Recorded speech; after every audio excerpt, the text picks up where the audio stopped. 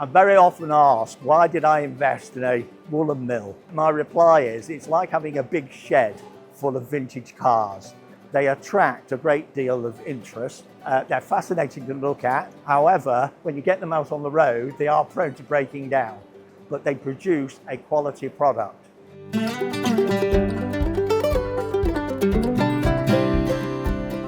So our model is from farm to yarn. There's an appeal in seeing a raw fibre with, in fairness, very little cost into a premium product. Well, notwithstanding the fact we're a diminishing number, it's important that we maintain British manufacturing and heritage manufacturing in particular.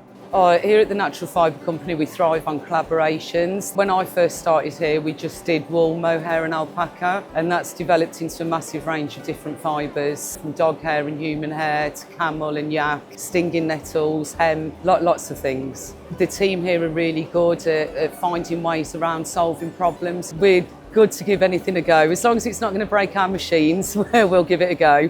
We recycle everything we can, like most companies nowadays. Like we've started invoicing for the sacks that we send out so that they're not getting wasted. The cost of that is refunded when they arrive back here in the mill, and then we reuse them here. We recycle all of our greasy waste. We donate that to local farmers and smallholders.